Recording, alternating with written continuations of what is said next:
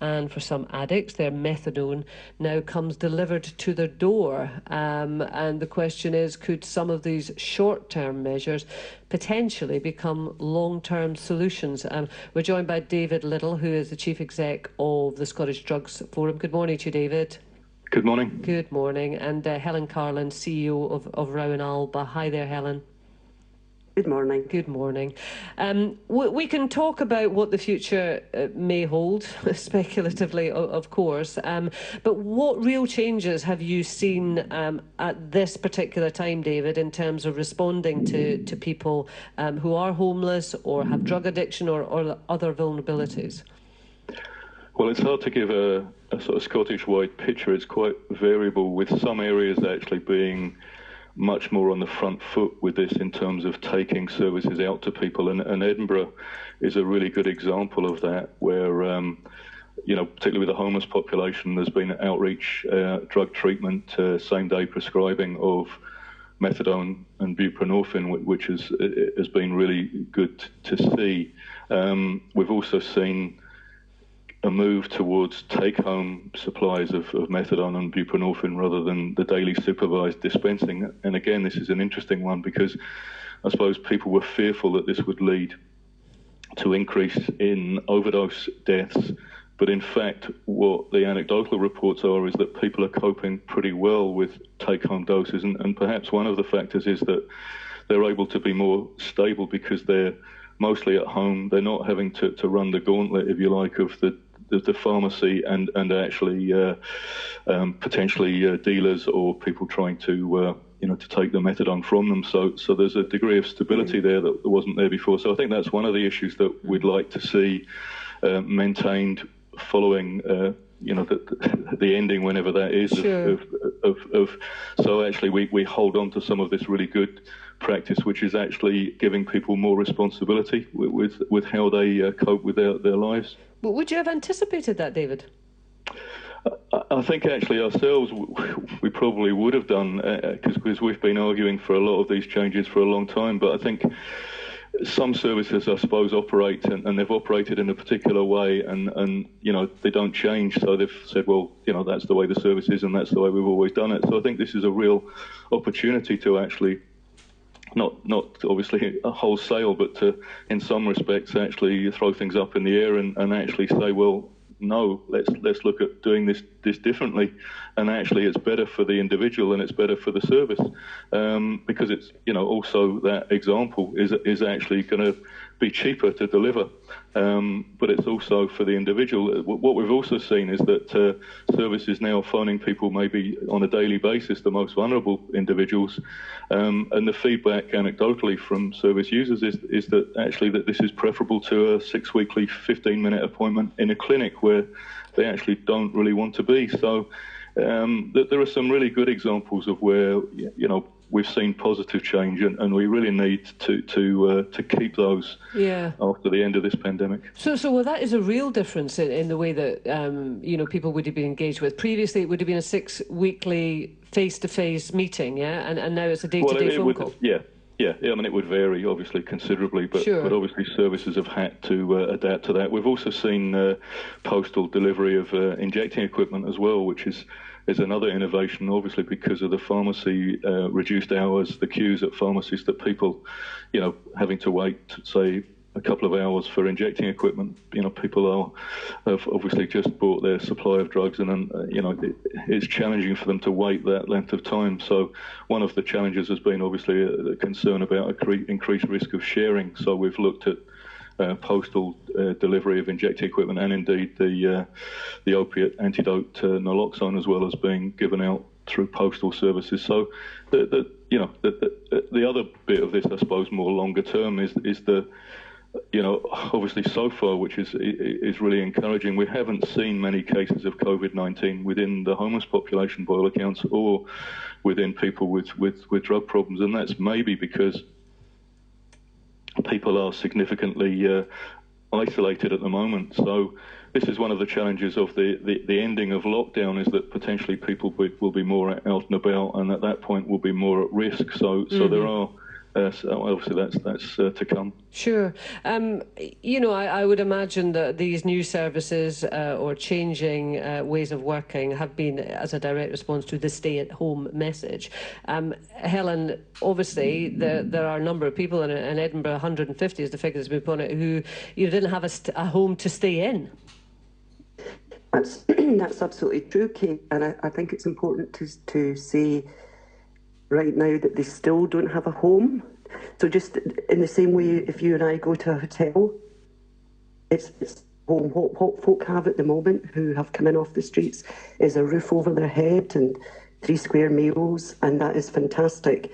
But this has helped the problem, but I think it's important that we don't see that it has solved the problem of street homelessness. Mm-hmm. So just run through for us, if you don't mind, Helen, the measures that were taken when lockdown started with people who were homeless. People were encouraged coming off the street, and I have to echo David's sentiments about just how great the City of Edinburgh Council have dealt with this crisis, and they took over 4 hotels which are empty because of lack of tourism, and that's provided stable accommodation for these 150 people. Right. And were these people happy to take advantage of this offer? I mean, was it a mutually agreeable plan? Yes, people were happy to come off the streets and to get the support that they needed, particularly around drugs and alcohol. For us at Rowan Alba, we've been housing homeless people for 15 years, so it's been less of a change for us. And have there been additional support measures put in place as well, Helen, or is it just a case of, right, you have a roof over your head? No, there's good support there. My colleagues in street work are providing lots of support to homeless people and trying to get them tapped into appropriate services, whatever they are at the moment. You were saying, David, that different local authority areas are responding in a different way. How much variation is there across the country? There is sadly considerable variation, with some areas actually closing the specialist addiction services to new clients, which is extremely worrying and is obviously worrying government.